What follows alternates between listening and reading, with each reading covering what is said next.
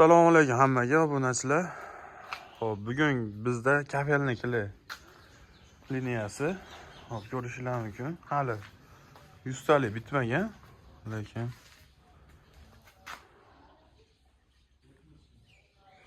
shu bitta video qilishga qaror qildik. Xo'p, o'zida qozonlari, sement, qumni solayotgan elay bo'ladi, shinaga. Xo'p, o'zini aralashtirib beradigan mishalkasi, tayda hop shinaklari qoplaydigan. O'zi qoplab mana yerdan torozlari ham bo'ladi. Xo'p, bunga 5 kilovatli motor qo'yiladi reduktorli bilan. Kimga zarur bo'lsa, bemalol aloqaga chiqaverasizlar. Xo'p, narx chiqyapti. Kimga zarur bo'lsa, bemalol aloqaga chiqib ma'lumot olsanglar bo'laveradi.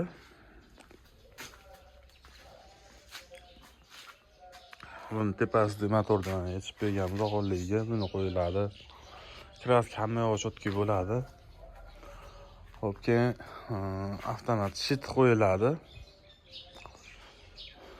Shunday borib bu yerdan yoki motorda o'zini reduktorda o'zini yoqdan yoqib yurmaysizlar. Tashitdan hamma knopka bitta joyda bo'ladi, o'shdan yoqiladi. Hop, kilosini aytdim, 500 kilo obyomi. Yarim soatda 500 kiloni bemalol tayyorlab qo'yadi. Bir kunda 5 tonna, 6 tonna bemalol ishlab chiqarsa bo'laveradi. Seryo hamma narsasini o'zimiz topib yo'lga qo'yib beramiz. Retseptlari, qopini qayerdan oladi, ximikatlarini qayerdan oladi, qanaqa sement, qanaqa qum ketadi.